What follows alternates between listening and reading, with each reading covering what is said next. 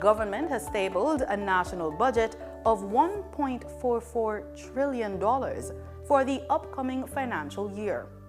Key allocations focus on debt servicing, infrastructure, and social services, with $1.342 trillion for recurrent expenses and $99.7 billion for capital projects.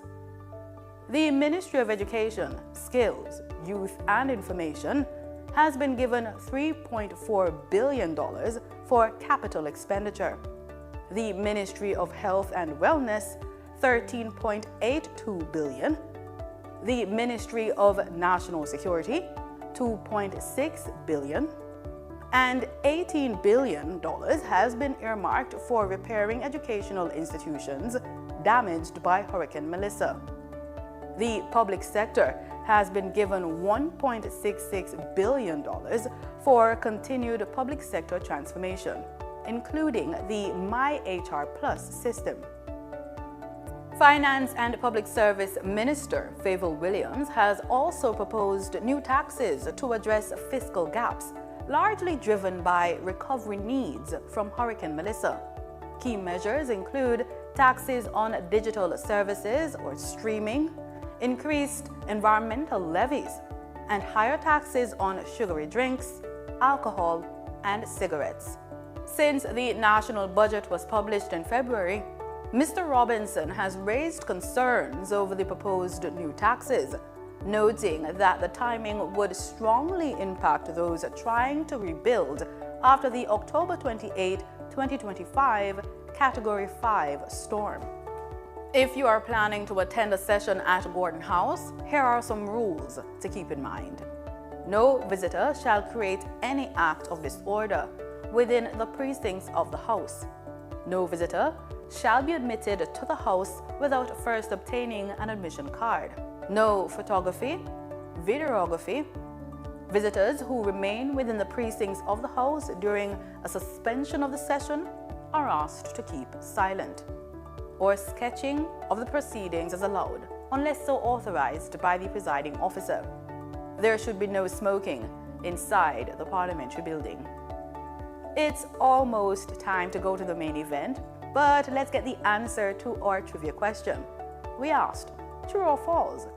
In Jamaica, the government's financial year begins on January 1. It's false. The government's financial year begins on April 1. Now over to the proceedings.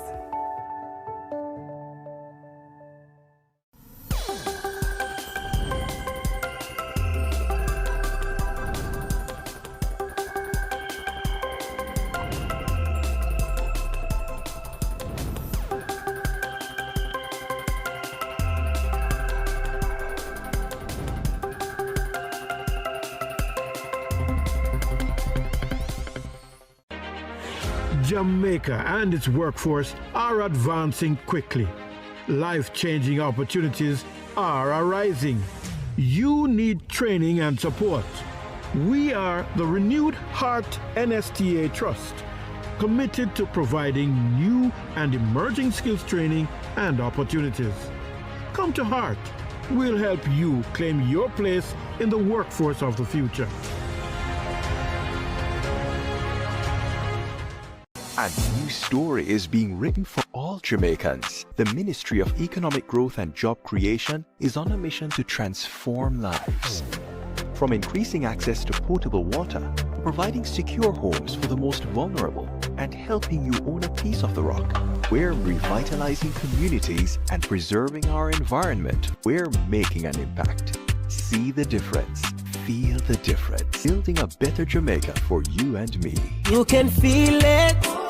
Make JC. You sure this is okay? Relationships can get complicated. You've avoided seeing me now for almost a year. But you still take my calls. It simply means you're not over me yet. Okay. Some relationships stay complicated. I am done taking it easy, Danny.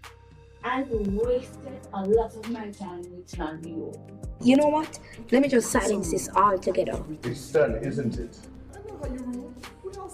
What do you expect from me, Stanley? Just forgive me. crocodile tears? Once a cheater, always a cheater. When there's trouble in paradise, what do? Watch the story unfold in a brand new season of Mirrors in Paradise, Saturdays at 8 p.m. and Sundays at 6:30 p.m. right here on PBCJ, the People's Station. Men over 60 should not be running, lifting, or crunching. There's a smarter way. It's called chair Tai Chi. Make it a habit. 7 minutes of muscle-saving chair Tai Chi exercises every morning for men over 60. In 1 week, your joints feel looser, muscles re-engage. In 2 weeks, your balance and core return. In 1 month, you move with confidence and strength. Here's a special chair Tai Chi program for muscle strength building, adapted for men over 60. These exercises take just 7 minutes a day. No heavy weights, no pressure, no risk of injury. Chair Tai Chi helps men 60 plus rebuild strength, improve stability, and wake up with more energy every day. Just open the app and follow along. They examine what government legislates, participate in parliament debates, raise issues and advocate and question chamber when things don't look straight. Backbenchers represent the constituents in parliament. Backbenchers oversee the interests of citizens, you and me. But how can they be agents of government accountability after them no hold a portfolio? And them and a minister? No. So then how can they facilitate government transparency? And the next thing, them and a front bencher. So how them affect me? You see, a lot of work is in committees. So these portfolio-free MPs with less dire responsibilities are more accessible to you and me. So they help with policy, but it helps if we engage them, you see. So they're not just in the back benches, but on the ground, in the trenches. Though in the back of Parliament, we're at the front of their cause. So pause. Find your backbencher at jampja.org. As an inner city youth, I'm a duty to know the laws and my rights. These laws affect all our self-interest and safety. The law says throwing garbage in public places or on other premises without consent will lead to prosecution. My seat online. I know my laws and my rights. Do you? Know your laws. Know your rights. Respect you. Me, I go show them my way of justice. I'm abused. I need legal advice. I don't deserve this. The truth of the matter is, justice there for all of we. The Ministry of Justice has trained more than 5,600 persons in restorative justice practices. More than 200,000 victims have been supported by the victim services. Legal aid has reached thousands island-wide. Make we talk it out, not fight it out. Call 888 Justice today. The following is brought to you by the Office of the Prime Minister. Jamaica is changing right before our very eyes. Across the island, billions are being invested into our road networks, from farm and community roads to major roads and highways. Dozens of communities across the length and breadth of Jamaica are receiving access to reliable potable water for the very first time. And thousands of Jamaicans have become homeowners thanks to the historic shifts in policies of the National Housing Trust, making it easier for Jamaicans to receive funding. Not to mention the record number of houses being built. Never dreamed you would own a home? No matter your circumstance, home ownership is possible for you, thanks to the government's new social housing program specially designed to meet the needs of poor Jamaicans at no cost to them. We are building Jamaica. The proceeding was brought to you by the Office of the Prime Minister. The following is brought to you.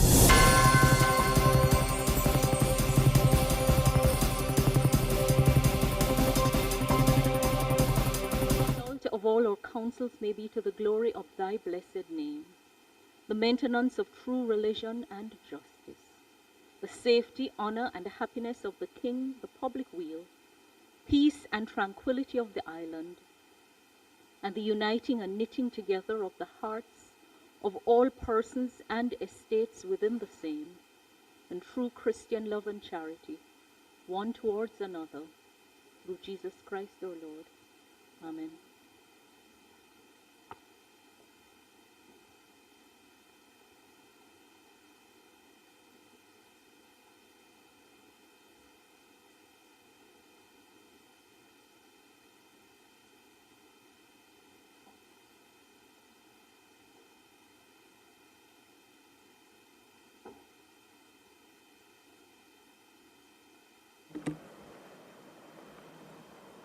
You may be seated.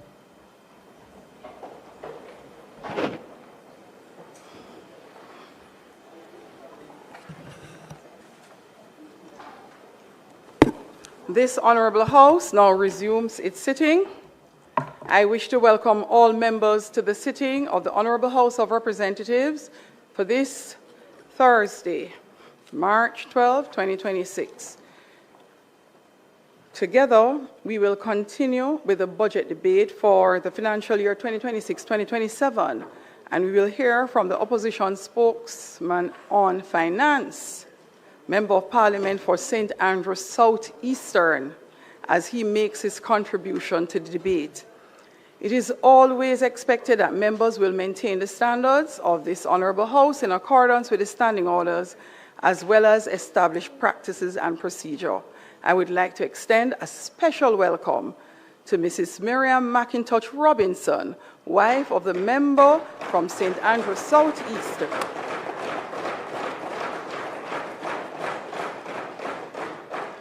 She joins her husband in Parliament by being seated in the gallery.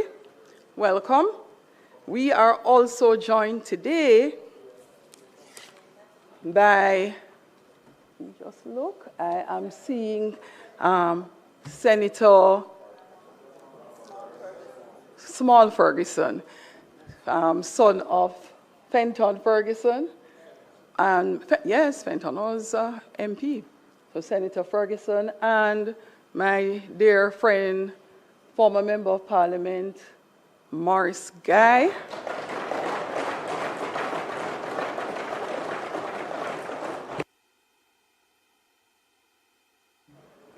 Yes, and former Member of Parliament for St. Andrew Eastern, Andre Hilton. Welcome to the houses. I hope you enjoyed today's proceedings.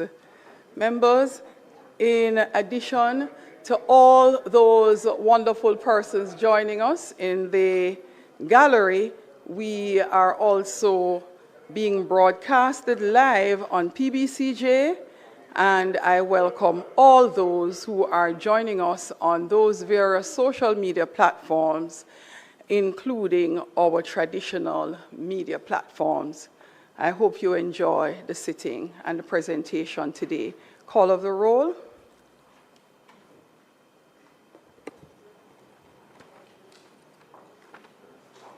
Mr. Clark, Mr. Green, Dr. Holness, Dr. Chang, Mrs. Williams, Mr. Bartlett, Ms. Grange, Dr. Tufton, Mr. Mackenzie, Mr. Montague, Mr.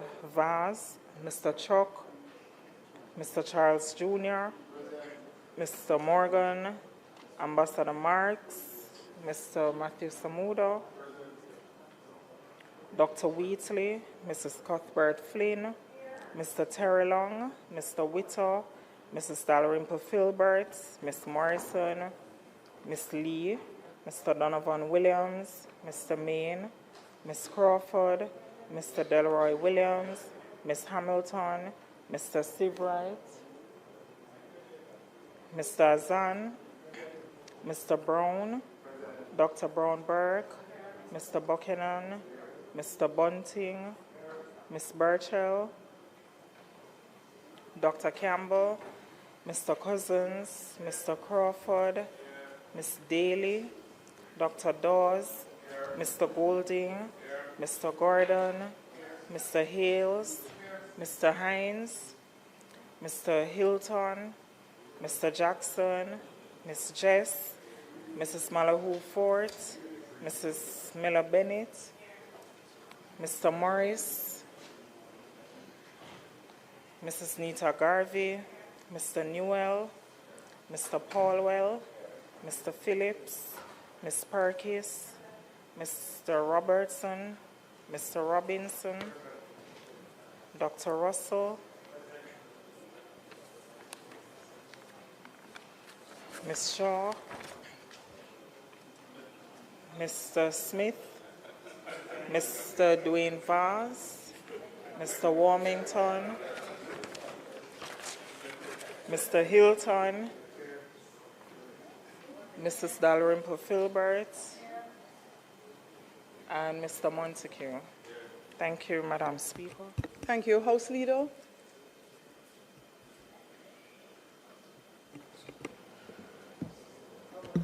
Madam Speaker, we have one preliminary item, so we can go through the agenda and then we will get to the continuation of the budget debate. So we could go through the agenda, Madam Speaker.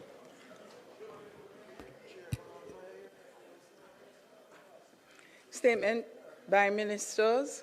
Announcements. Clerk. Laid on the table of the House are the following.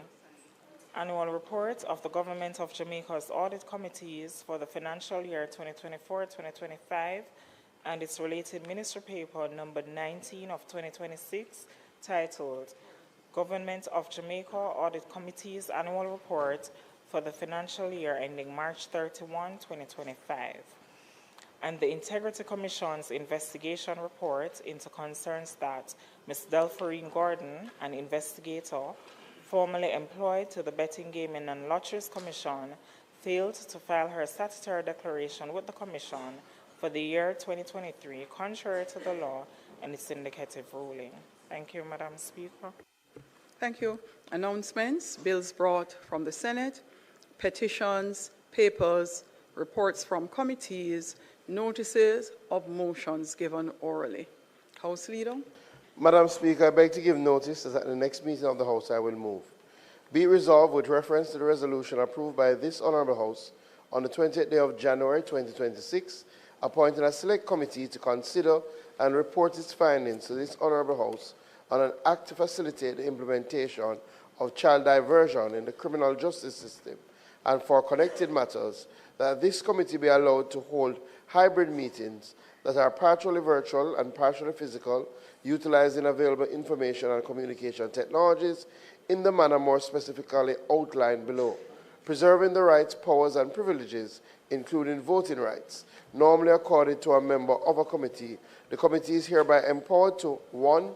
Convene and hold meetings in virtual spaces created using information and communication technologies, which shall be considered committee meetings for the purpose of the mandate of the committee. 2. Allow access and participation from remote locations as are enabled by the means of information and virtual technologies by members and other persons authorized by the committee. 3. Include members accessing and participating from remote locations as a part of its quorum. 4. Receive, consider, deliberate on, and respond to feedback and submissions in formats, modes, and media and via platforms, modes, and media enabled by means of information and communication technologies from any person. And 5. Consider any and all information generated, communicated, and received via formats, platforms, modes, or media as enabled by means of information and communication technologies as forming a part of the record of the committee's meetings. Madam Speaker, I beg to give further notice that at a later stage today, I will move for the suspension of the standing orders to enable me to take this motion. Thank you, House Leader. Questions and answers to questions. Motions that may be made at the commencement of public business requiring notice. Motions relating to the sitting of the House. Motions for leave to introduce bills. Presentation of bills without leave of the House first obtained. Public business. Madam Speaker, I now move for the suspension of the standing orders to enable me to take the motion, notice of which I gave earlier today. You may proceed. Those in favor? Aye. Those against? The ayes have it. Madam Speaker, I now move the motion of which I gave notice earlier. I now move that the motion of which I gave notice earlier be approved. Those in favor? Aye. Those against? The ayes have it. House Leader. Madam Speaker, today we will have the continuation of the budget debate. Let me also join in welcoming Mrs. Robinson to the House and Senator and former member Maurice Guy and member Hilton, and I see now member R. Scott has joined us as well. Today we will hear from Mr. Julian Robinson, the opposition spokesperson on finance.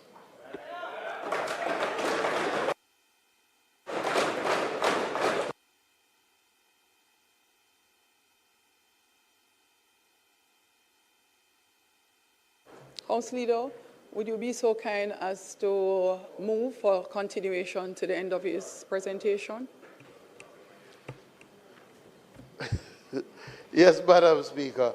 I move that the member be allowed to speak until the end of his presentation without interruption. Those in favor? Those against? The ayes have it.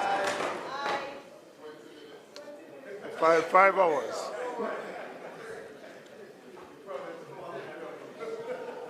Thank you, and the Madam member Speaker. should not be allowed to speak without interruption and disturbance. We'd like to hear. They promised me good behavior today. Okay.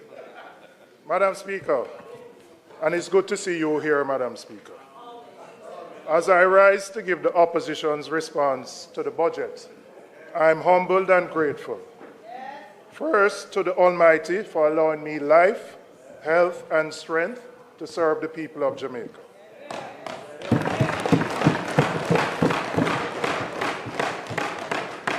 I'd like to thank my family, my father, who instilled in me my motivation for public service, my wife who is here, and my children.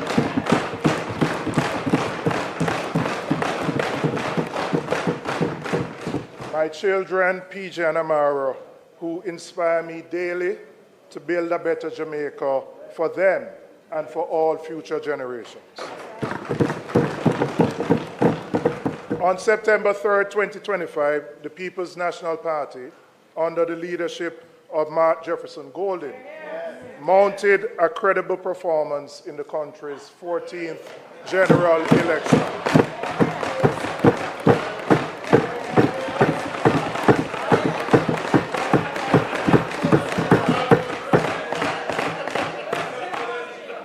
I would like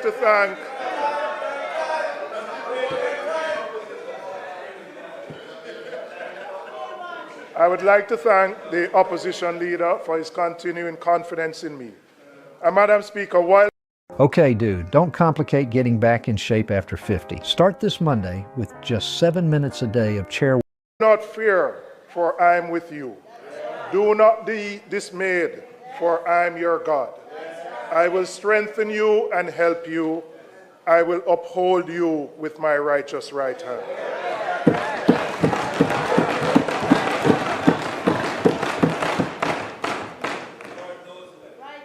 Madam Speaker, we doubled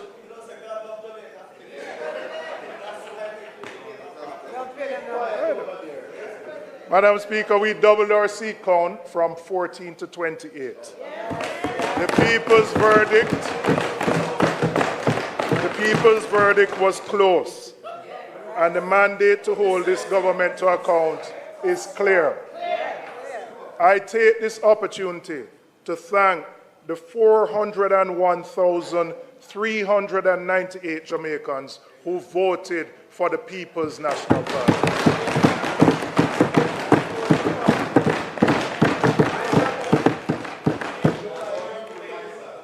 I thank you for continuing to believe in us. I have to say a special thanks to my constituency. I'm here for the fourth consecutive time.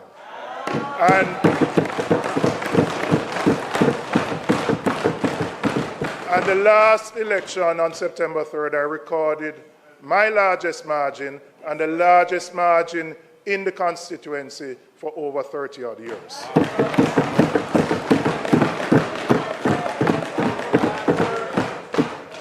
And I want to recognize the team because we all stand here as individuals, but behind us, there are countless volunteers who work night and day to ensure that we stand in this house. So I want to acknowledge His Worship the Mayor, Andrew Swaby, Mayor of KCSE. My other councillor, Jesse James Clark. The leadership of the constituency, I have a constituency secretary who has been in that position for at least 40 years. And every time we come here, Madam Speaker, I say we have to find a way for the secretaries and the drivers to ensure that they get pensions. All right?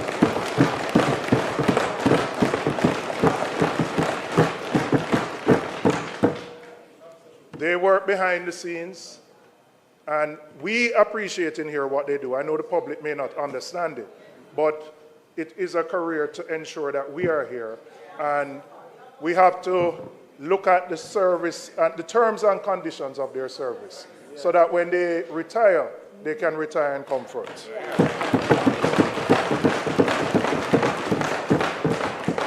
One of my constituents celebrates his birthday today, the man from Price Lane, and I have to big up Keith Brown. All right? And for all the other workers and supporters in my constituency, I say thank you for your continued support, and I will continue to lead with integrity, accountability, and transparency.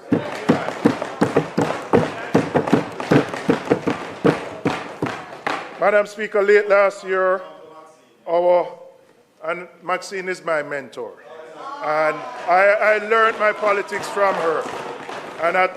And Church Brother, at every occasion, I acknowledge the role she has played in where I am today. Madam Speaker, our country was hit by the catastrophic Hurricane Melissa, one of the most destructive natural disasters in living memory. The trauma and grief are still with us. I want to offer condolences to the families of our 45 brothers and sisters who were officially recorded as having lost their lives. Yes, we are resilient people, but for many of us, the weight of that trauma, that loss, and that grief still sits heavily on our hearts. In addition to those who lost loved ones, hundreds of thousands of Jamaicans lost their homes, their livelihoods, their livestock, everything they owned. And for them, the crisis is still not over. For many Jamaicans, months after the hurricane, it is still a daily battle to find food. Some don't have the money to rebuild their homes. They can't find a zinc, they can't find a board, they can't find a blocks. Some of them are still sleeping in their cars. Melissa affected the entire country, but she took direct aim at the western parishes and inflicted the most damage there. And it's not just an economic toll. Many become anxious when rain set up to fall right now. We stand in solidarity, Madam Speaker, with all of those who are still recovering from Hurricane Melissa. The alternate side of this disaster was the massive contributions of relief and recovery support from Jamaicans at home and abroad, locally and in the diaspora. In addition, we thank the overseas missions, the international partners whose support made a real difference in the immediate aftermath of the hurricane. There are too many to name right now. But for those who, some sent a barrel, others made donations, people volunteered their time. Jamaica appreciates you and appreciates the contribution you have played in ensuring a recovery.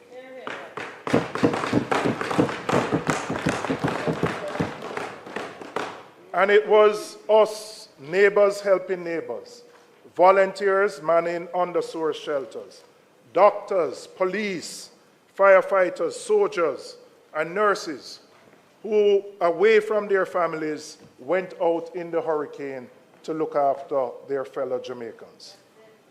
And it was we, the Jamaican people, who, after the hurricane, cleared roads with our hands and with machetes, helped each other to clean up their yards, provided water, tin food, toilet paper, or whatever little we had to share. Madam Speaker, ultimately, Hurricane Melissa revealed what the true spirit of the collective Jamaican people, the loving, the giving, the selflessness, motivated to help their fellow citizens and to get the job done. This proves again that the Jamaican people have the resilience to go through the biggest of hurricanes, and we now blow away. Not blowing away.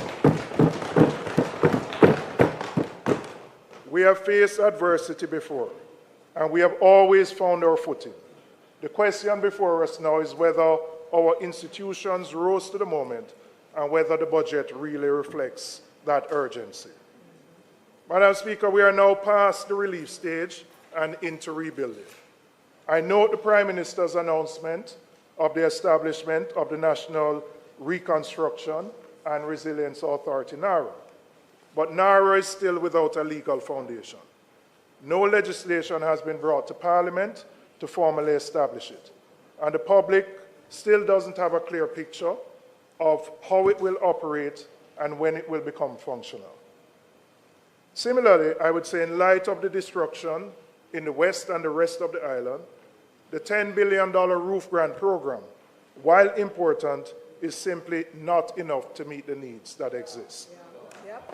Hurricane Melissa devastated Westmoreland, St. Elizabeth, huge parts of St. James, Hanover, and Trelawney, but also affected other parishes, St. Anne, Clarendon, Manchester, and others, who experienced significant damage. Almost 5 months since Melissa, there are still hundreds of Jamaicans who go to sleep with no proper shelter. What is the plan for them? Madam Speaker, now let me turn to the estimates of expenditure. And I would want to start with something simple. A budget is a government's clearest statement of its priorities. So when I listened to the minister's presentation, it did not address the scale of the disaster we face. It read like a budget being business as usual, which cannot be right when there are thousands of Jamaicans who lost their homes, their businesses, farms, livestock, and everything that they work for. I want to turn to look at the revenue measures announced by the government. And I particularly, before I get into the economics, I want to start with the people, because that is where the conversation belongs. There is Miss Margaret in Sablamar, who lost her entire shop in Melissa. She has been borrowing to restock, but she's not back to where she started. There is James in Montego Bay who runs a small transport business. His vehicle was damaged. He's still paying to fix it, but he's not yet back on his feet. Madam Speaker, there are hundreds more who were affected by the hurricane who are not back to where they were before. They will now pay more on their grocery bills when they go to the supermarket, because the government has chosen to impose a new tax package of $18 billion. Madam Speaker, increasing the burden on ordinary Jamaicans, average Jamaicans, through higher taxes is not the right call at this time.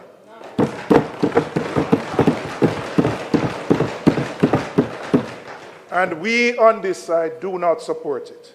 If we were at the wicket, we would have played a different shot.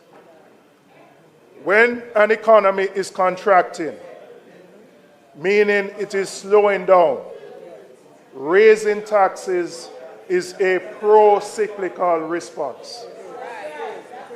What that means in practice is that you are applying pressure in the same direction as the problem rather than against it.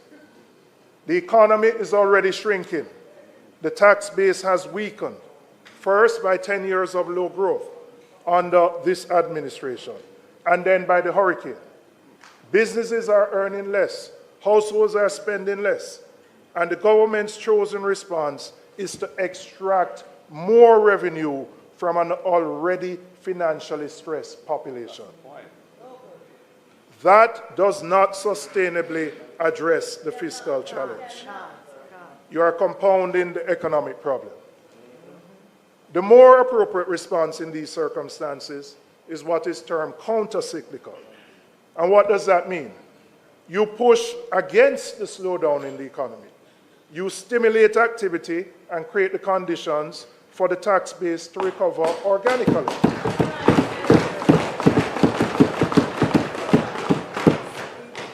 A growing economy generates more revenue over time than any package of new taxes that are imposed on the people, who are already struggling to stay afloat after the hurricane. And beyond the timing, Madam Speaker, there's a real question of who carries the burden of these tax packages.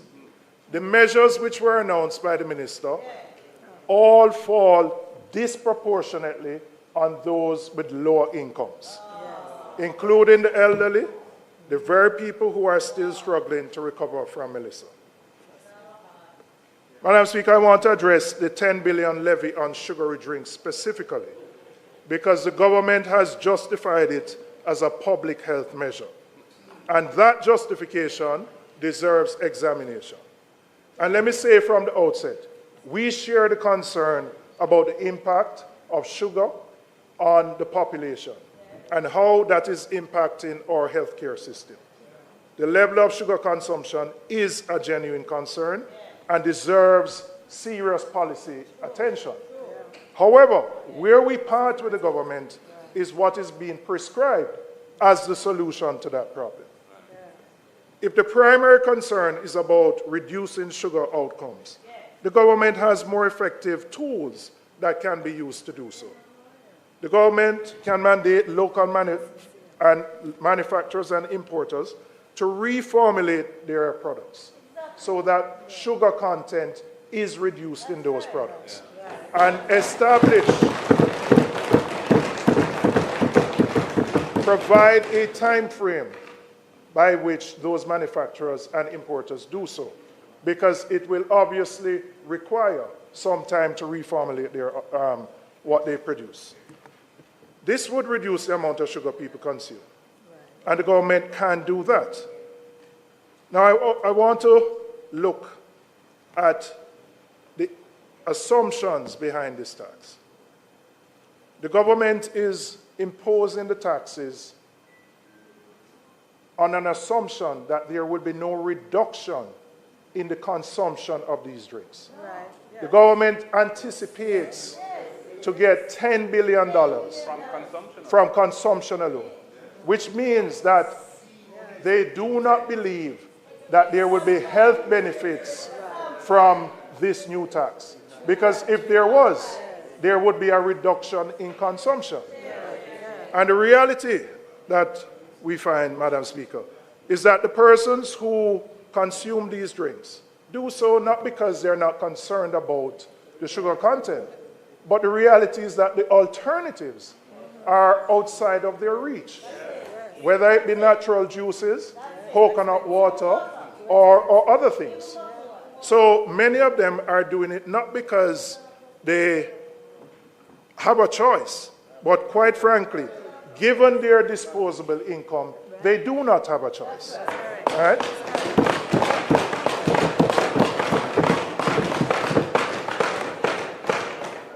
And without providing options which are healthy at a reasonable cost, all this tax will do is add a financial burden to those persons, many of whom are at the lowest end of the economic ladder. So, Madam Speaker, we do not believe this measure, apart from raising revenues, will have any desired impact on reducing consumption and increasing the health outcomes. The government also has other options. The government is one of the largest providers through the school feeding program to children. The government needs to ensure that what it provides meets the adequate and proper nutritional content for students. Many of the, whether it's the cherry malt or the bulla or what is provided, is not consistent with reducing sugar. So if we want to meet the health outcomes, let us start as government with how we formulate the products that are sent to our schools. And we would have the desired outcome of reducing sugar in the level of sugar that is consumed. I want to turn to the environmental levy.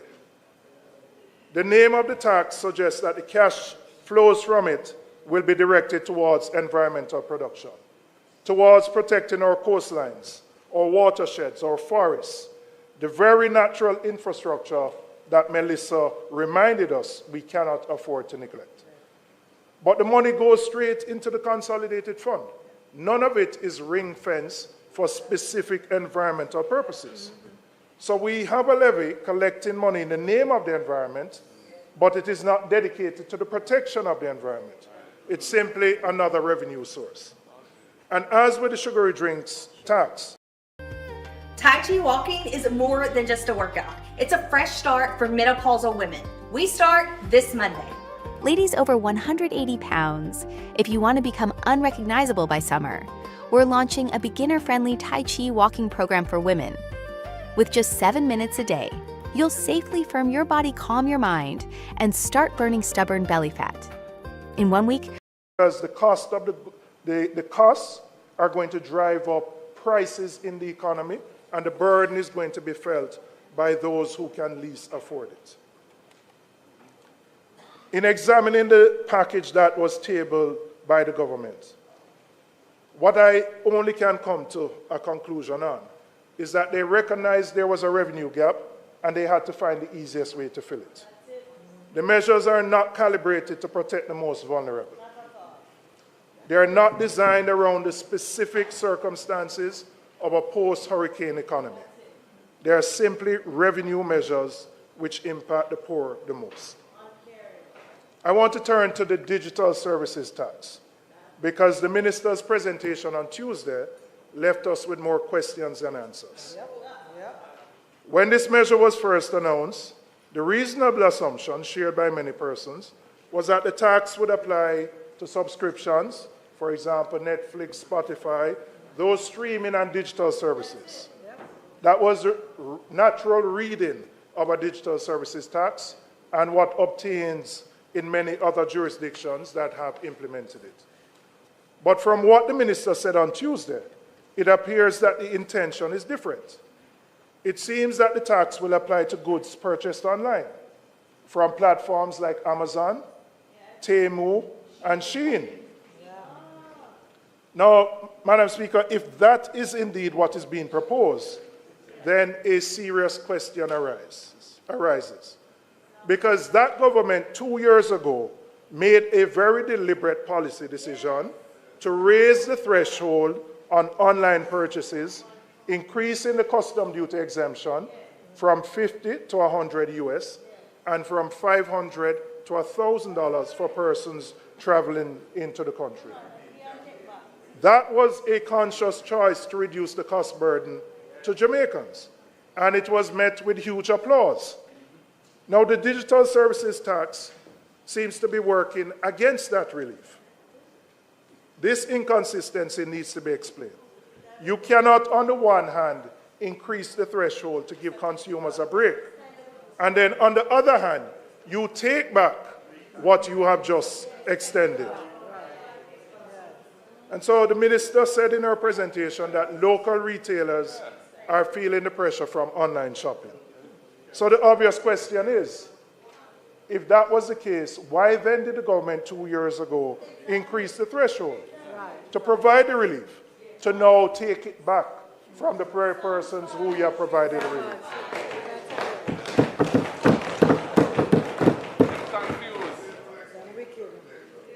And beyond the inconsistency, there is the practical question of how this is going to be implemented. How are the taxes going to be collected? Who is going to be responsible for remitting it? What is the mechanism for enforcement across hundreds and thousands of transactions from foreign platforms? The minister owes the House an explanation. She has been here twice, and I must say, having spoken twice, it is as confusing as it was before. As to exactly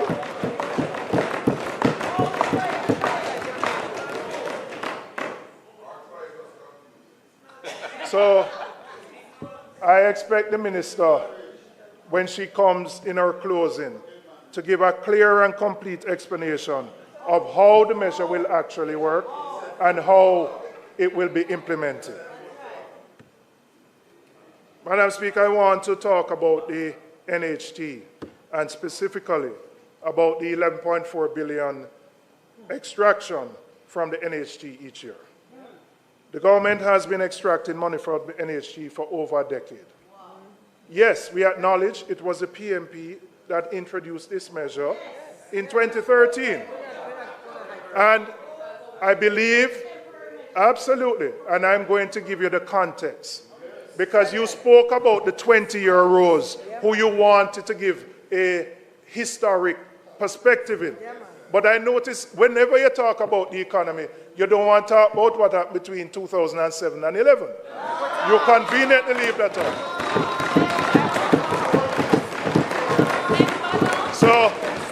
So when you were talking, you have added 15 minutes to my presentation because I am going to give the perspective and I'm going to give the context.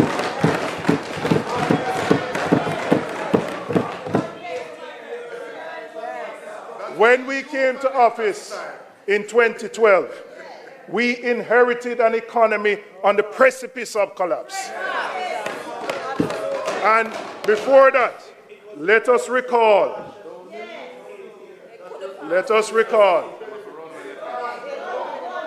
Yeah, man.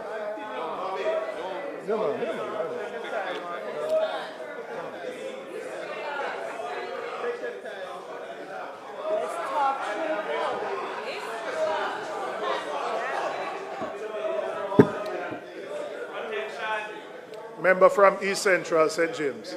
You know, I consider you my father, so you have to listen to me when I talk, all right?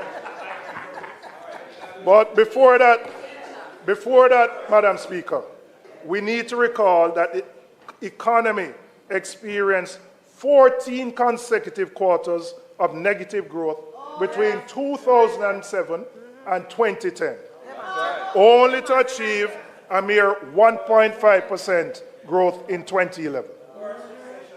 In 2011, the JLP abandoned and effectively ended the 27-month standby agreement with the IMF. And when I say abandoned, you know, like how Tessa keep a school, and you're supposed to show up. Them run going at the yard and hide and never take the test.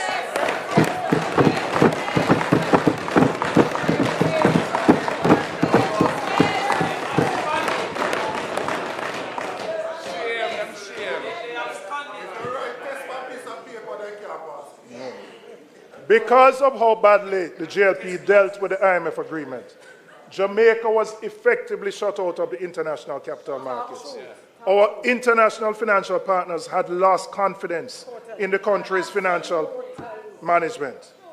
We inherited that situation and had to renegotiate the IMF agreements from a position of considerable weakness. That agreement was one of the most demanding fiscal programs ever imposed on any country borrowing from the fund. There was a primary surplus target set of 7% that Jamaica was 7.5% that Jamaica was required to maintain, which was among the highest ever demanded by an IMF agreement. In fact, it was higher than what was demanded of Greece during its own debt crisis. That is the mountain we were given to climb. The NHT withdrawal at that time was one part of a broader package of measures designed to meet that primary surplus requirement. It was not a decision taken lightly or casually. It was a hard choice made in extraordinary circumstances with the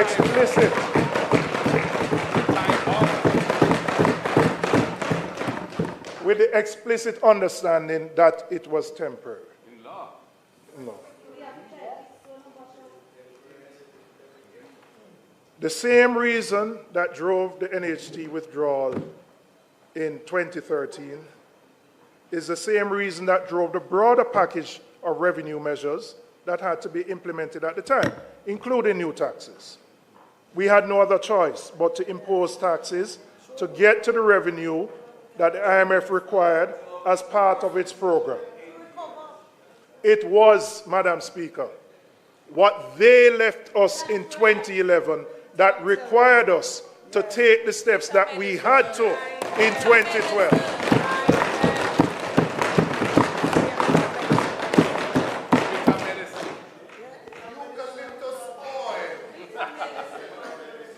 The hard choices, and I want to look at this chart, because the minister used it on Tuesday and said she wanted to explain to the 20-year rules, right? And so, yes, it is your chart, and I want to use it to explain to the 20-year rules why those taxes had to be imposed from 2012 to 2016, 2015.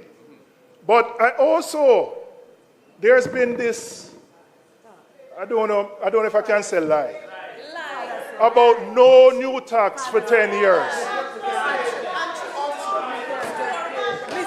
We've been hearing this misrepresentation that there's been no new tax for 10 years. But then I looked on the minister's chart. So what is in 2016? What is in 2017?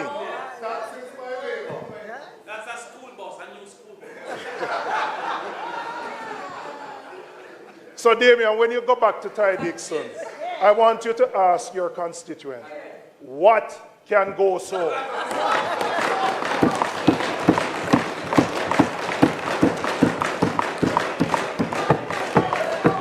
Madam Speaker, the hard choices that we had to make have worked.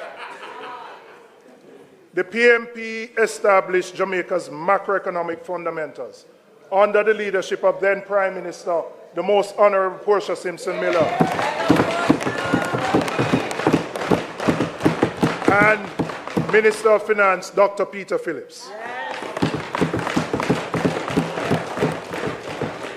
They restored the confidence of our international partners. They put this country back on a credible fiscal path. The economic stability that this government inherited, they benefited from what we built from 2012 to 2016.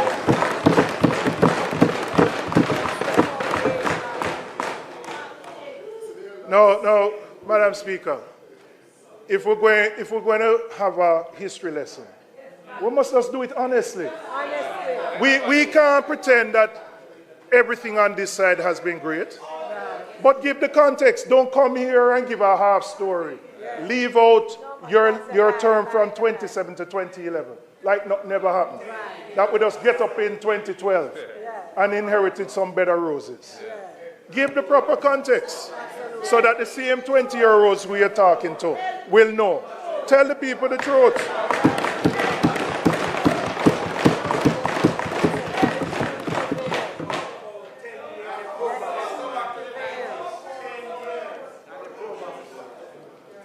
The reduction of poverty, the reduction of unemployment. Let's go back to the 90s. The internet. Madam Speaker, I need your protection. Members. Why not?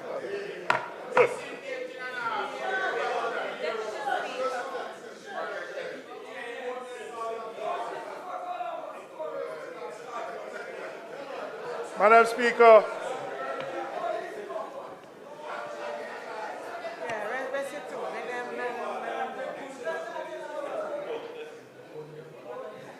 the international community recognized what the PMP did during that period. That's right. The then IMF Managing Director, Christine Lagarde, and I quote, "I want to pay tribute to Minister Phillips and his colleagues for what has been a clear change of course, That's right. making the hard choices and successfully completing 4 reviews." We never run from it. We never go into the schoolyard and say we're not take the test. We knew it was difficult. We faced it. We knew it was painful, but we knew it was in the best interest of the country to do so.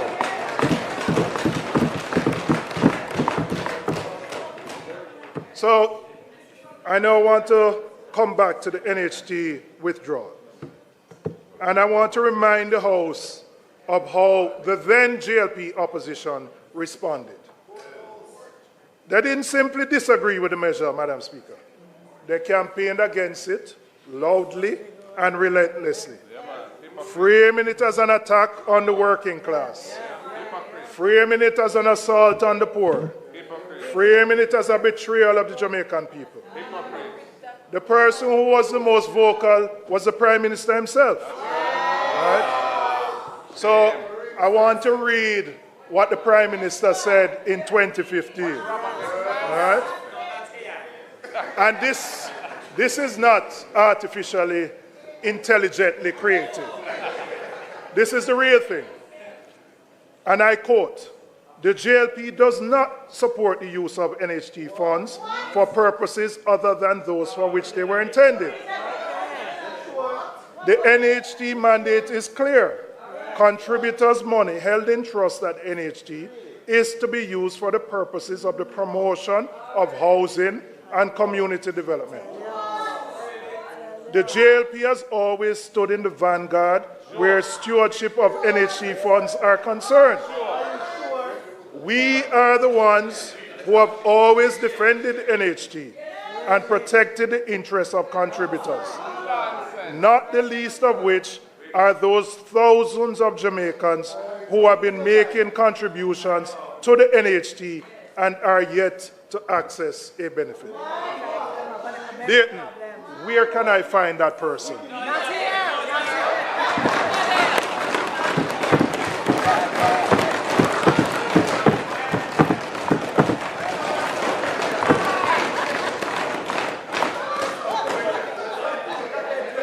Madam Speaker, I'm going to star you more because more. The matter was taken to court. Yeah, by an affiliate.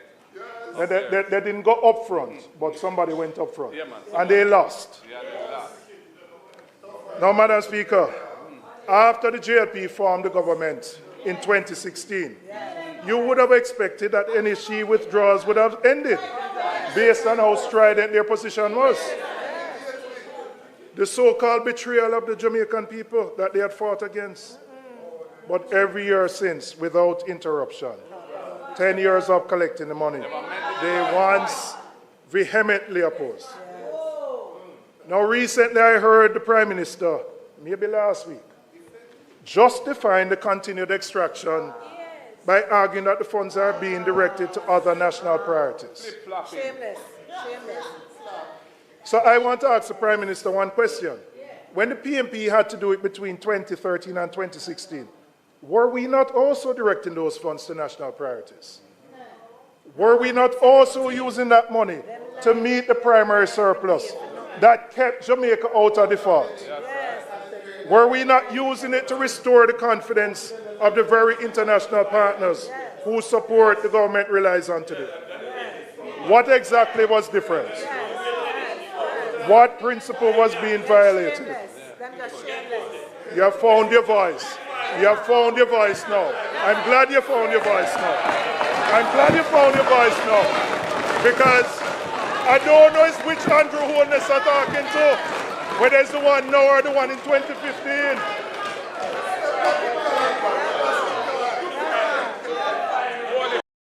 Do you think all dishwashing soaps are the same? Try Dawn and discover its grease cleaning power. Dawn removes.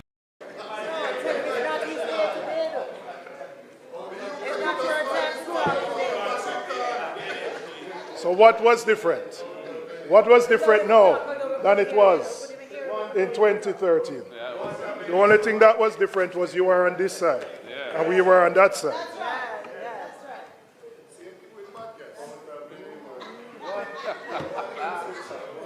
Now, Madam Speaker, I want to turn. No,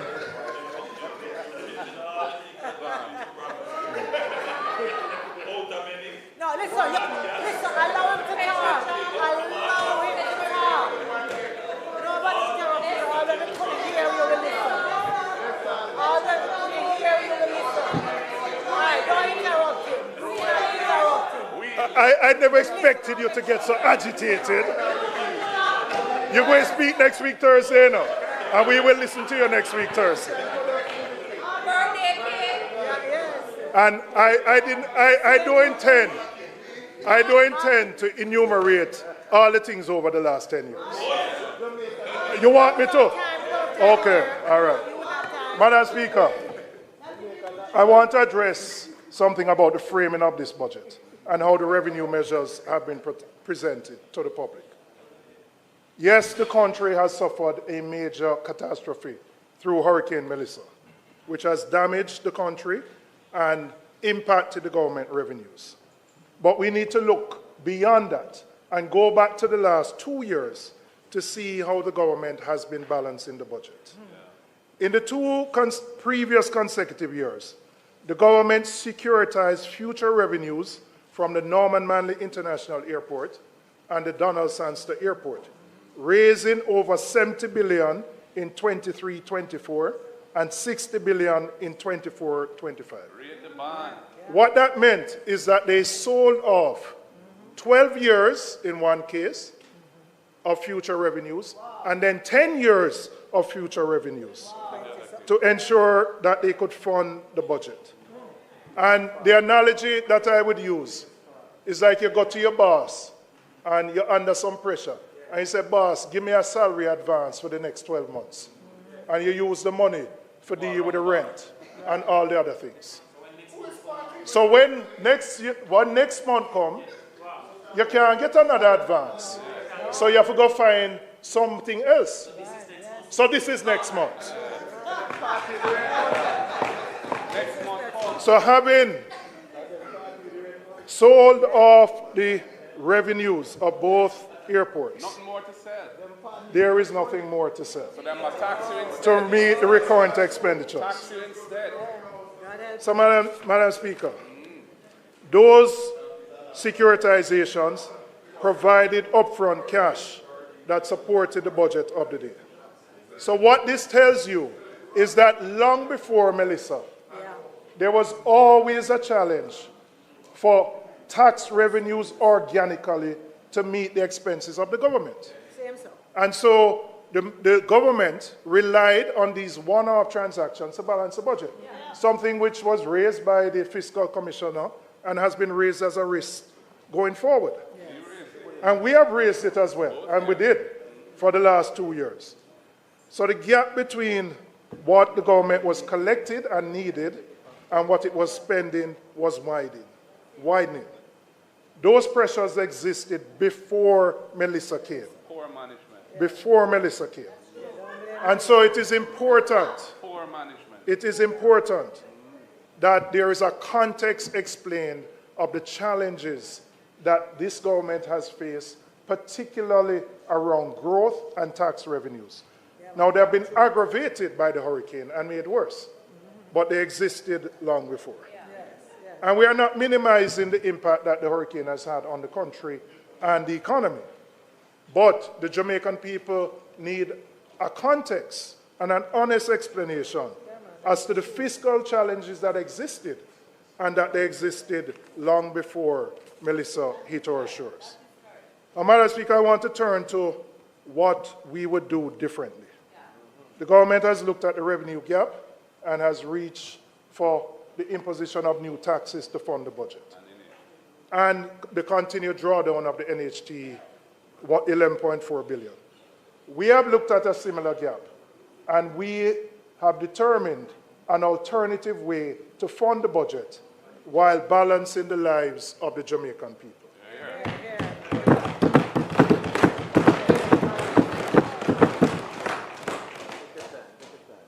Madam Speaker, we have always said that compliance can bring in more revenues than simply raising new taxes.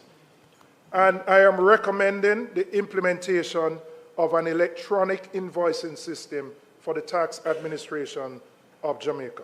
Needed long time.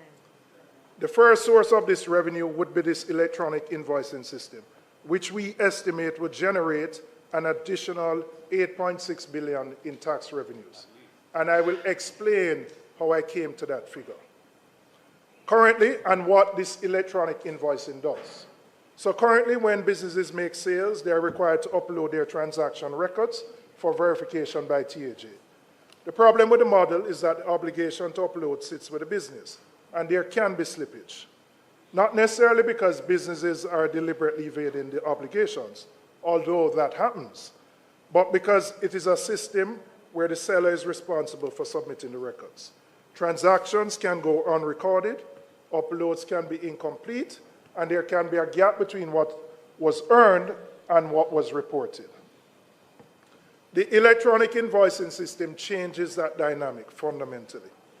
Rather than waiting for businesses to upload their records after the fact, the transaction data is captured and transmitted immediately to TAJ automatically at the point of sale. The government is no longer relying on voluntary compliance. The information flows directly and is matched automatically against what has been declared and remitted. The scope for under-collection shrinks considerably because the data is already there, verified and auditable, without the business having to do anything beyond completing the sale. We have looked at case studies in other parts of the world, in particular, the impact that electronic invoicing has had in Central and Latin America. In Mexico, where this has been implemented, declared revenues increased by 14% in the 3 years after the electronic invoicing system became mandatory. In Uruguay, VAT, which is the equivalent of our GCT, and corporate income tax collections rose by an estimated 3.7% when the system became compulsory. In Peru, taxable sales reported to the tax authority increased by 7% in the first year alone.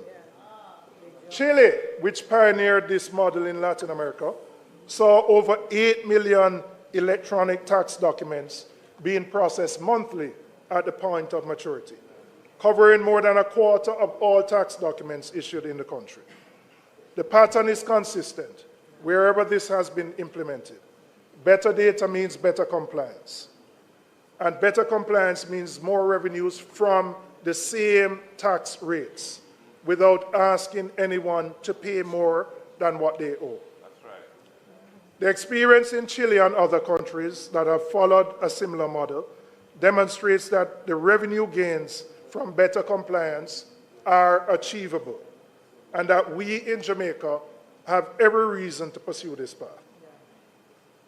In the 26-27 fiscal year, the government is projecting GCT receipts of $318 billion and SCT, special consumption tax receipts, of $112 billion, a combined total of $430 billion in these indirect tax inflows. We are conservatively estimating that 2% of that total, and I'm saying conservative because I'm looking at the fiscal year 26-27, and accepting that you may have some growing pains with the implementation of this system. Although the case studies across the region point to much higher impact when it is implemented. So we're being conservative, that a 2% of the 430 would yield 8.6 billion. And that is money This is not new taxes.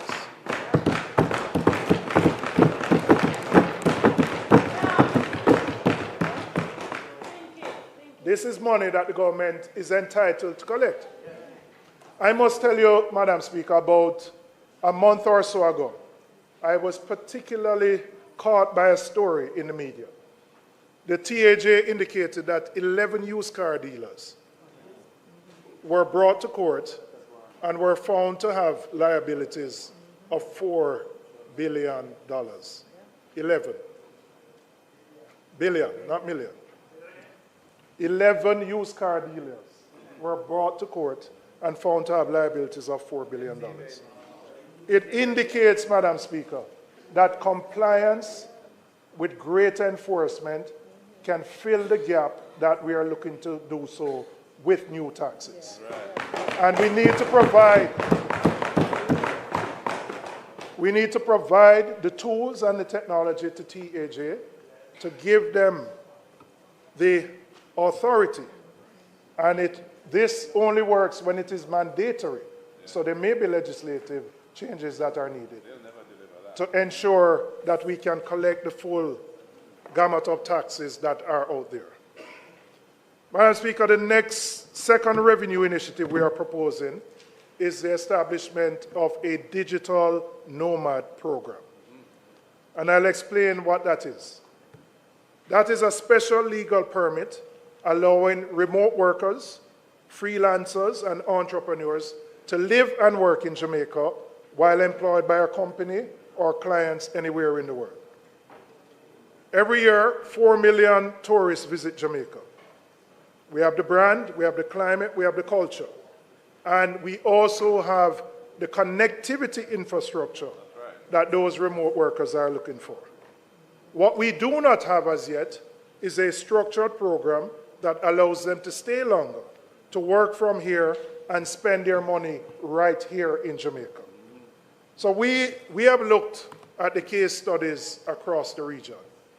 Barbados started it. There are about 6 Caribbean countries that have implemented it. And we are proposing a fee of $2,000 for a 12-month period.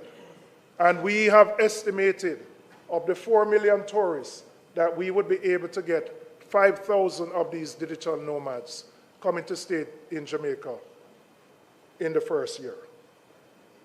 That would generate in the fees alone approximately $1.5 billion. But the fees only tell part of the story. The real story is when they come here, when they stay here, the restaurants, the Airbnbs, the hotels, the villas, the concerts, the food that they spend. That is the impact. Barbados estimates that each digital nomad spends on average $55,000 when they're there in Barbados. Per year. Yes, 55,000 US, right? I wouldn't be as optimistic as that. But if I estimate that in Jamaica, an average 6-month stay could yield a spend of 25,000 US, which is about $4,000 a month. Jamaica could realize the economic benefit of 125 million US dollars or 19.5 billion Jamaican dollars. Wow. Now, we are late to the game. Barbados did it immediately after COVID and took first mover advantage. But we do have many advantages which other countries in the region don't have.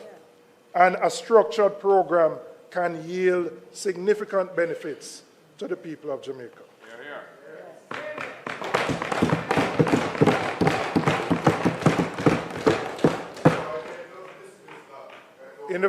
In Barbados, in the first 10 months alone, the program attracted 2,500 applicants.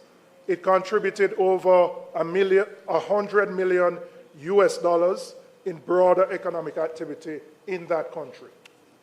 We have a lot more that we can offer. We just need to put in place the framework and promote Jamaica as a location for digital nomads. Madam Speaker, I want to look at where some of the other areas that we intend to get some revenues from. And there are some targeted transfers from some specific public bodies that we would look at. Public bodies that have demonstrated surplus capacity that will not have any negative direct impact on their operations. The government is projecting for this coming year to withdraw $9 billion from the Bank of Jamaica. We would take an additional $1 billion to bring the total to 10. Now, I want to make a distinction. This is not the NIR. These are surpluses that are generated from the profits of the BOJ. We also looked at other public bodies who have surpluses, and I looked at the FCJ with a net surplus of $3.14 billion and profits of $5.15. And we would do a transfer of $1 billion from there. So, Madam Speaker, some of these institutions have demonstrated with their performance these surpluses, which, if put to the central government, would not affect their core operations. Madam Speaker, I'm coming back to the NHT withdrawal. We have said so before, and we are committed to ending the annual extraction of $11.4 billion from the NHT.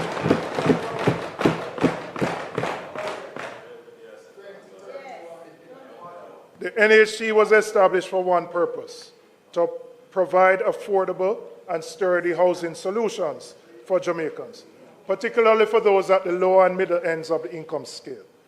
In the wake of Hurricane Melissa, with hundreds of homes damaged and destroyed across the country, this mandate has never been more urgent. This is not the moment to be pulling money out of the financing of housing development. It actually is the moment that we need to be putting more in. And so for us, ending the extraction and giving the NHT the capacity to do what it was created to do. And this goes, Madam Speaker, beyond just the mandate. When you invest in housing at scale, the economic benefits extend well beyond just the house itself. Construction workers get employment. The hardware suppliers go and get orders. The truckers go and get work. Money begins to circulate within communities. And that circulation of money will trigger and help to deal with the recovery that the country needs. The economic multiplier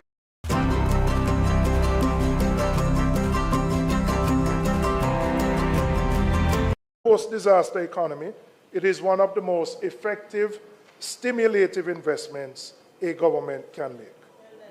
So that $11.4 billion deployed through the NHT into housing construction does far more for this economy than when it is diverted into the general consolidated fund.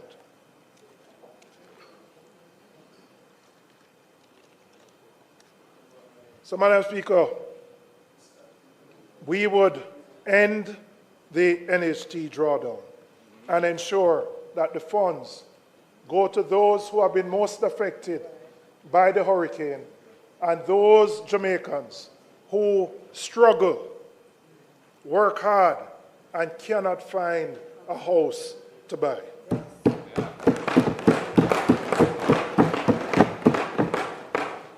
We have also looked at the expenditure side of the budget, and we have identified one specific deferral that would save $2 billion. The Airports Authority is projected, and this is interesting to note, the Airports Authority is projected to receive a transfer of $13 billion from central government. After them strip out the revenue like this year. Now remember, the AAJ, those were the same entities where the government sold the future revenues to fund the current budget. And now, those same entities are receiving significantly higher support from central government. 13 billion, a figure much higher than has ever existed in any point in time. And because the revenues have been taken from the AAJ is now dependent on central government. The AAJ had earmarked $2 billion for the construction of a new corporate head office.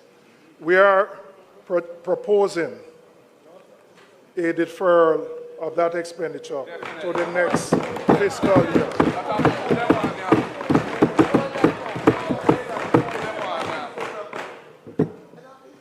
So, I want to now explain the impact of what our alternatives would be on our fiscal targets. So when you add it up, Madam Speaker, our alternatives create a revenue gap of approximately 17, and I'll go through this chart with you. We are removing the 18 billion in taxes. We are projecting income of 8.6, 1.2 from just the fees from the digital nomad program.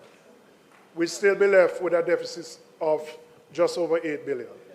We will seize the NHT withdrawals and the 2 transfers, which account for 2 billion. So we end up with a negative of 17 billion. I indicated a reduction in the transfer to the airport authority, which takes 2 billion away. So we would still have a net deficit of $15 billion. $15 billion. The additional borrowing, which we would fund from the issuance of treasury bills, and the interest expense for the fiscal year would increase by $0.94 billion. Right? The additional borrowing would raise our projected debt to GDP ratio to approximately 66.14%, up from the projected 65.7%, a difference of 0.44 of 1%. Immaterial. So, Madam Speaker, yes, there are hard choices, but in a hurricane where people are struggling and you have a choice, do you impose 18 billion taxes on people who are struggling, or you find a way to fund it, which does not impact your debt dynamics significantly?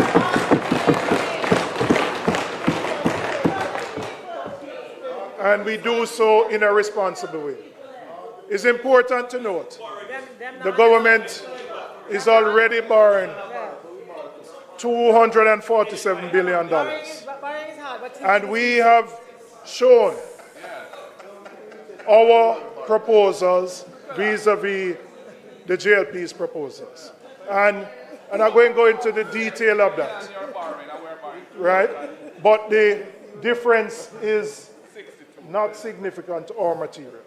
And then let's look at the difference. No, listen, man, leave the man, make him talk. It's not your time. It's not your time. I love Junior, make him talk. We're making better choice. Next week is for the current situation. The only thing I would encourage you to do, don't talk for 5 hours again, all right? All right. Because last year you keep us for 5 hours, all right? Now, when we look at the impact of our proposals versus theirs, it moves our debt to GDP ratio by 0.44 of 1%. 0.44 of 1%. Now, Madam Speaker, we have to balance the books while balancing the lives of people.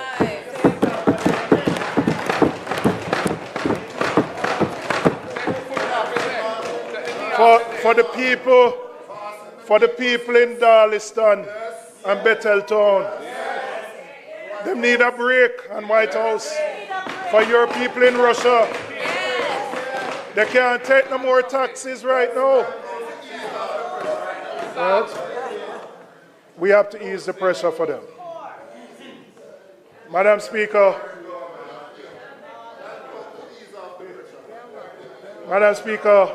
I now want to turn my attention to how the path ahead. Because the reality, we have had low growth for the last 10 years, notwithstanding the external shocks. And even when you recover from the current Hurricane Melissa, the government's own projections are for 1% growth after 2029.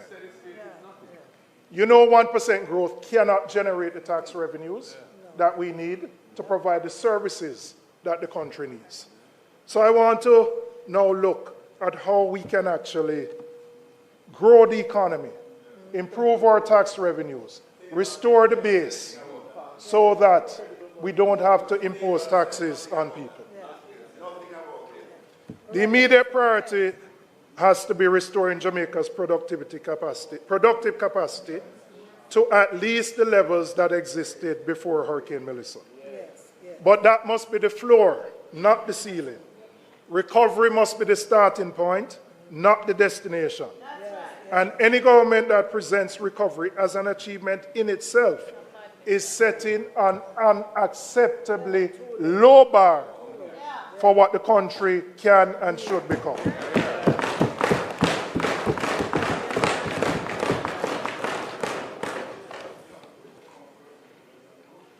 As I said, when you look at the government's own fiscal policy paper, after the recovery period of around growth, up to 2029, the economy settles back down to 1%.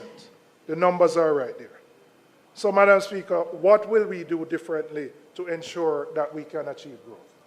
And I first want to start with the issue of energy. Because Jamaica, and I don't know whether we'll find oil or not, but there are some things within which we have control over.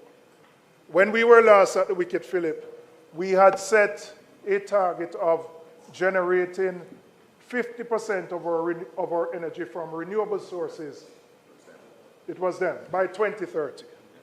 We're nowhere near that. We're nowhere near that, not because of Melissa, not because of COVID, but quite frankly, just bad management on their part. When we issued in 2013 the request for a proposal, that led to a build-out in 2016. It took that government 8 years to issue the next request for a proposal. 8 years. Persons were selected in 2024. It will take them 3 years or so, or more, because they have to look for the financing, they have to negotiate their private power purchase agreements, and they have to build out their infrastructure. So we're not going to see the impact of more renewables on the grid till probably 27 or 28. Now, we are faced with the prospect of oil prices of over $100 and going up. And while we can't control what takes place in the Middle East, we have control over what we can do here.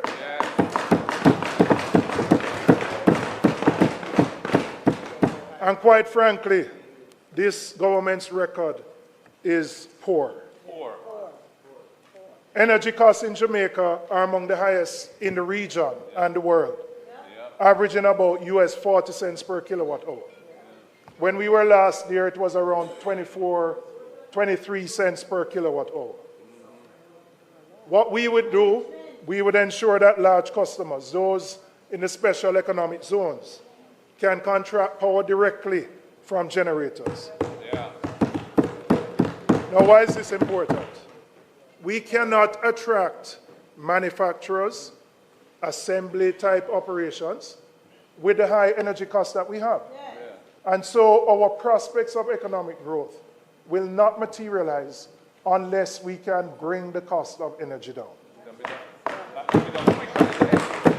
And it can be done quicker in those SEZs without changing any license. We would be separating dispatch, transmission, and distribution into a properly regulated structure with distinct licenses. We would disaggregate the electricity bills so that consumers can see what they're paying for, broken down into generation, transmission, distribution, system losses, and supply charges, because we believe transparency is important towards accountability. On renewables, we would scale up net billing, which you started, power wheeling. Yes, started by the member from East Kingston and Port Royal.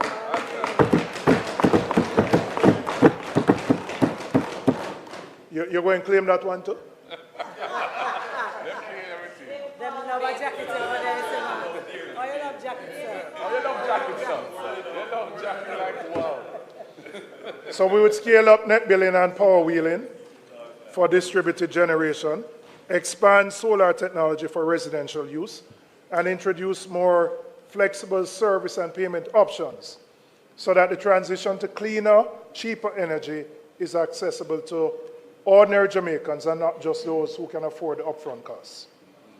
We would also ensure that vulnerable populations, including senior citizens, benefit from discounted rates, because the burden of high energy costs falls heavily on those who are least able to afford it.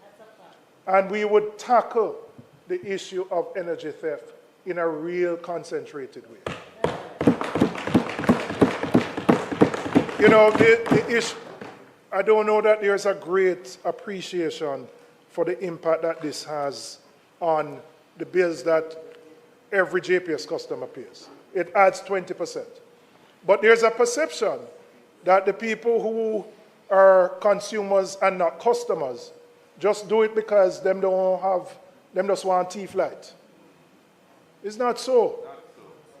They can't get a meter from JPS if their house is not wired. And the cost of wiring a house and getting your meter passed by the government electrical inspector is beyond the reach of the majority of people who find themselves in that position. So even if they want to change their status, and my experience has been, many of them want to. Them don't want police to run them down and pull down them throws. But they simply can't afford to wire the house and to get the meter. And that requires more intervention from the government. Something has been done, but really what was started is insufficient. Totally. And if you don't deal with it, you can't address the high energy costs that the country faces. And so we would take a comprehensive approach to dealing with the issue of energy theft and giving options to persons who want to make the decision to move from being consumers to being customers of JPS.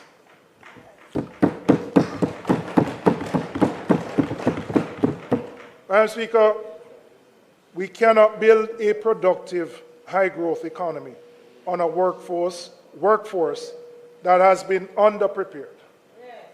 And the emphasis must be on the foundations, literacy and numeracy at the primary and basic school levels. Because if we fail there,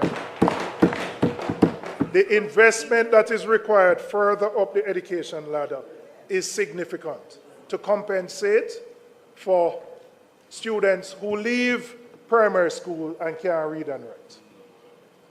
One of the biggest complaints that members of the private sector have said is that their greatest impediment right now to growth is that they can't find people to work. They can't find people to work. Of course I'm saying it, yeah. But I don't come to the same conclusion you may have. All right. But every one of us in here as MPs can identify many persons in our constituency who are looking for work. So that mismatch between the needs of employers who say they need people, and then on the other hand, constituents who are within 18 to 65 looking for work continues to widen. But we have to close the gap. We have to close that gap. Because importation cannot be the answer to that solution.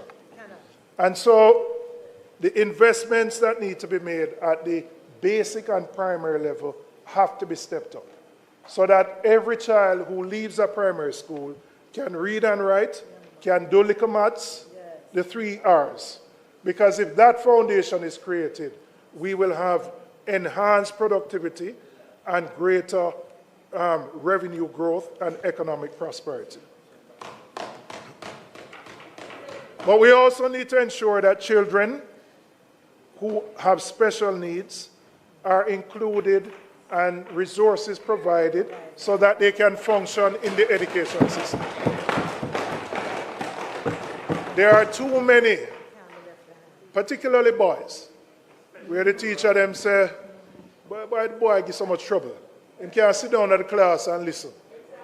But they may be undiagnosed, right? They may be undiagnosed because the parents can't afford to get a private diagnosis, which costs $50,000 and up. If they register at MICA, which provides the service, is a 2-year waiting list. And so too many of our children who are not performing at the level that they need to are children who are undiagnosed. We need to ensure that we get to the root of that.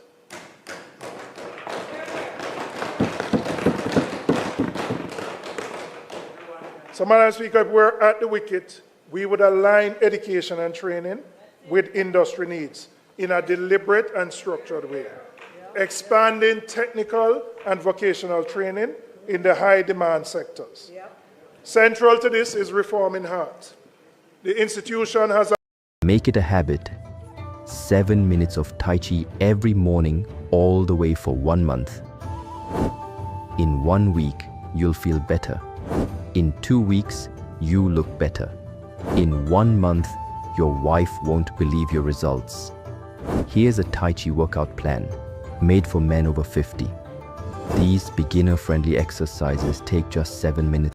Government matches the cost that a company spends on upskilling its workers through tax credits on their hard contribution. So if you are a business and you are willing to invest in ensuring that your employees are upgraded, you are already contributing to HART through the employer contribution. You will be getting a credit equivalent to what you are spending to upgrade your workforce. And we are doing that because we know Jamaica has a productivity problem. Our productivity continues to decline.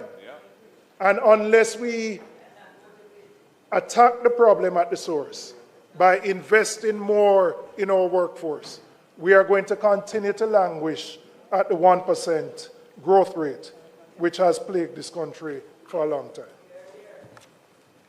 Madam Speaker, I want to look at growth without efficiency is not sustainable.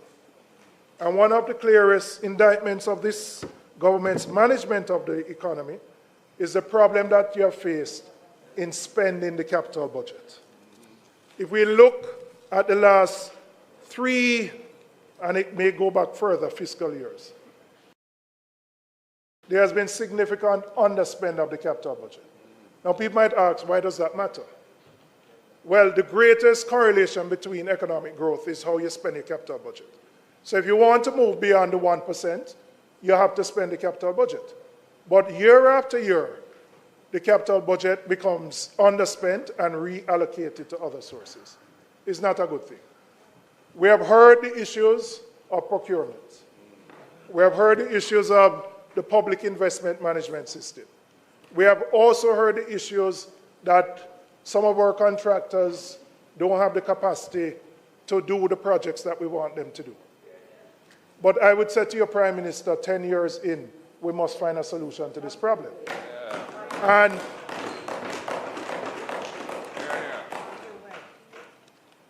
I want to say specifically to you, you have the right to organize the government the way you want as Prime Minister. But when I look at the capital budget for both central government and public bodies, 60 to 70% of the capital spend sits in 2 ministries, Ministry of Economic Growth and Infrastructure and the Office of the Prime Minister, which are headed by you. Now, you might say you want to facilitate that on your own, but then it must become a bottleneck. When all of those big agencies, from NHT, Port Authority, UDC, factories, as public bodies, and then central government, I am urging you to rethink this, to look back at this structure. Because what you may have envisioned as making things flow quickly. It has not happened. And the evidence of it is the level of underspend of our capital budget. And if we're going to move the country forward, we have to unclog that bottleneck that is preventing those monies from being spent in the economy.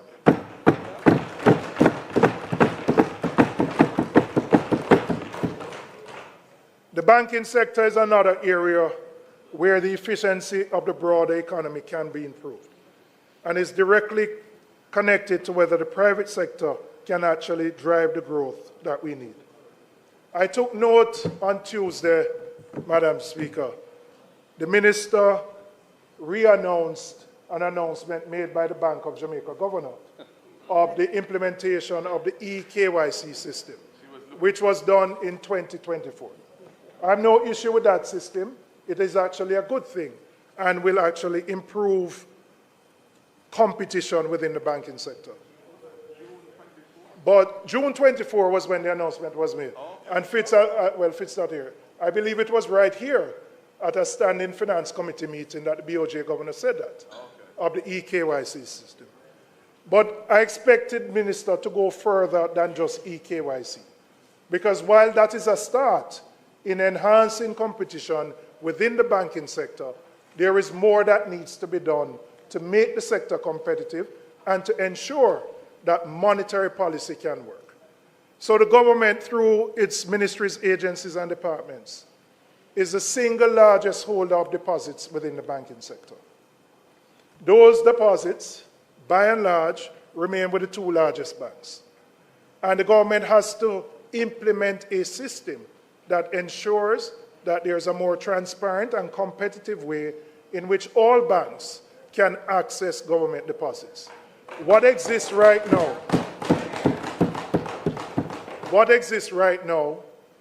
reinforces the status quo. Now, I see the cannabis man nodding his head. Not that I know that you smoke it, but that you're an advocate for it. Right? But why is this important? We hear the BOJ governor complain every day. I reduce interest rates and the bank don't do nothing. The banks don't move. I take steps to bring down requirements, nothing happens. People in the public who have mortgages, car loans, see BOJ bring down them interest rates, no movement. And there will be no movement unless we can enhance competition within the banking sector. But the government can do some things. Putting in place a more effective system to deal with government deposits and the long-standing issue of addressing the asset tax. A commitment that was made on that side many years ago to remove it still exists. And so, if we want to unlock growth, if we want companies to be able to access funding at a reasonable rate, if we want businesses to expand, they must be able to access capital at reasonable rates. And so, while fiscal policy can work, the monetary policy is not, because the monetary transmission mechanism is clogged. And it is clogged because of the high concentration in the way the banking sector currently operates. The government can do more to facilitate competition in the sector, which will free resources that can go to economic growth and job creation.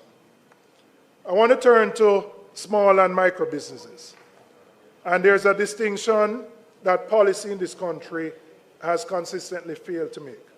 And it matters significantly and makes a difference.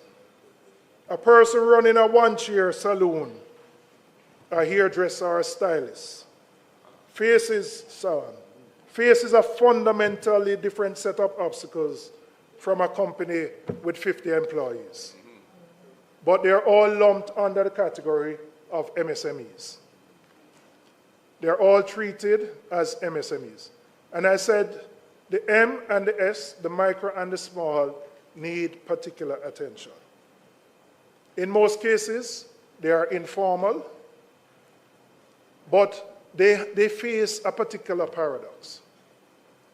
they can't grow beyond a particular size while remaining informal, because there's no way they can get access to capital from a bank, from equity investors, from a loan company, unless their books are there. Nobody going to give them money unless they can provide audited financial statements. But they prefer to stay informal because they don't want to deal with TAJ. And that's just the reality. And so we have to find a way to incentivize particularly the M and the S to come into the formal system. And there are ways in which we can do that. We proposed a holiday where for new businesses, MSMEs, that once they file, which means they're coming into the formal system, they would not be required to pay taxes for the first 3 years of their operation. Now, you might say, I'm giving up revenue. But quite frankly, in the first 3 years, they don't really generate any profit. But the benefit you get is that you bring them into the formal system. They have to keep proper accounts. And so that they can access the capital markets to grow and build their businesses. And once they do that, when they get into the position where they have to pay taxes, they will be paying taxes at a much higher rate. But unless we can break that barrier of informality, we are restricting the growth that can exist in the country. And some more needs to be done to bring those entities, the micro and the small, into the formal net. Madam Speaker, I want to address what the Minister said about the MSMEs on Tuesday. She spoke about the set-aside provisions to ensure that a part of government's revenues would be set aside for the MSMEs. That was announced by that minister in 2019 and announced again in 2020. The former Minister of Finance. The former Minister of Finance. Madam Speaker, it has taken 7 years. Another announcement by the minister on the same thing. I don't know what has happened in the 7 years, but when I talk to people in the sector, them say nothing. But we have another big announcement made on Tuesday, that those set-aside provisions will, for procurement. So to be clear, we're talking about ensuring that government, who is the largest player in the economy, sets aside particular sums that MSMEs can participate in procurement. 7 years later, there has been no meaningful progress made on this. They're hopeless. Mismanagement again. Now, when we talk about growth and the need to grow the economy, this is a low-hanging fruit that we can implement. If our MSMEs can participate more in government procurement, their businesses will grow. They will employ more people. They'll pay more GCT, more income tax. That's how you grow the economy. So there are things that are within the control of the government that the government can do to ensure that we facilitate growth. And I would say to you, Minister, the sector is looking for action here. No more talk, not a bag of mouth. Action here.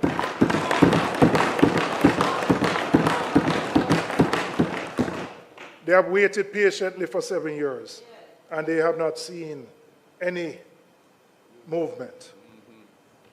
Madam Speaker, on the emerging sectors, Jamaica has genuine opportunities in digital services, agro-processing, logistics, the creative industries, and cannabis. And these are not abstract possibilities. These are real. The foundations already exist. What is missing is the deliberate policy support, access to capital, and the regulatory frameworks that will allow these sectors to move beyond potential to actual contribution. And again, if we are serious about growing the economy, these are the sectors that we need to give priority to. Underpinning this, Madam Speaker, is the question of exports, because Jamaica will never generate the kind of wealth its people deserve by simply selling to the 3 million of us here. We have to look outwards. And looking outwards is not just the diaspora. It is in many other countries, to grow the value of what we produce, to build industries that can compete on the world stage, and to ensure that more of the earnings from the industries stay in Jamaica and benefit Jamaican workers and communities. That is the direction our growth agenda points. And it is the direction that this country needs to be moving in with considerably more urgency than what we have been seeing from the government. Madam Speaker, Jamaica is at a critical point in its history. The hurricane has laid bare the vulnerabilities that were always there. The structural fiscal pressures that predated Melissa, the chronically low growth that has kept living standards stagnant for too long, the public institutions that were not ready when the moment demanded them, and the Jamaicans who, as always, carried more than their share of the burden while waiting on the government's response. The question is, the government's budget was supposed to answer what happens next. How does this country recover, and how does it grow in a way that actually changes people's lives? The budget that has been presented falls short in this regard. Falls short. It falls short for the woman in Sablamar who lost her shop and is hoping for some ease to the predicament that she faces so that she can send her children to school. It falls short for the man in Mobay whose car was destroyed in the hurricane and who wants to get his taxi business back up and running. It falls short for the man in Katadupa, the farmer, who we need to produce so that we can import less and we can supply our hotels.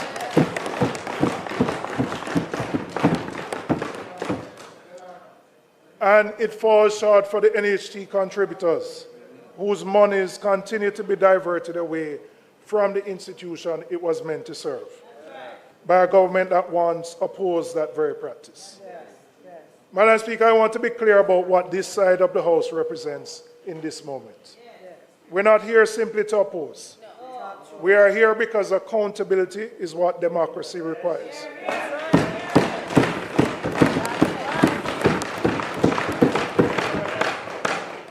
And because the Jamaican people deserve a parliament that takes their responsibility seriously and discharges it honestly. That's right. So when we critique the government's budget, it is because the choices made in that document have real consequences for the people. And the people deserve to know that those of us on this side of the chamber are examining those choices carefully and offering a genuine alternative. Madam Speaker, Jamaica's best days are not behind us. They are ahead of us. If we are willing to make the choices that will get us there. We are not a small country with small ambition.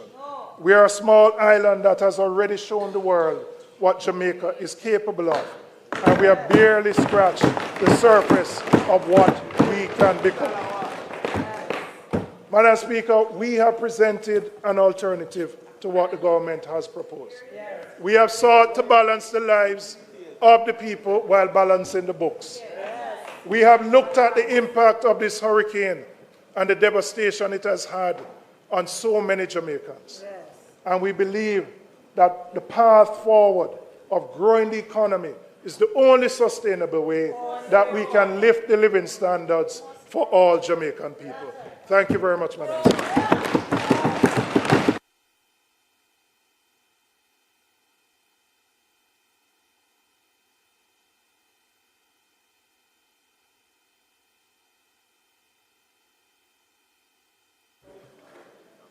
House Leader.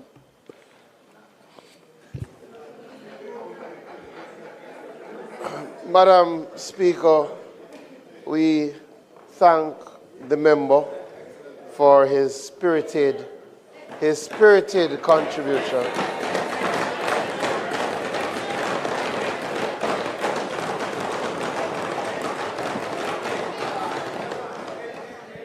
we will continue the budget debate next Tuesday, where we will hear from the leader of the opposition.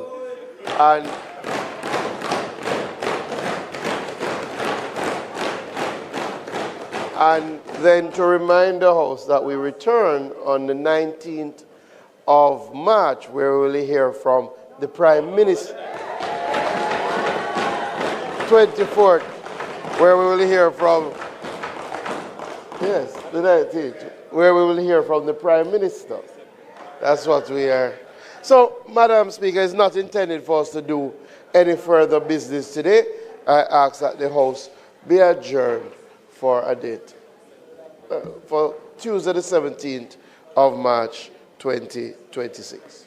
The question is that the House do now adjourn to Tuesday, March 17th, 2026.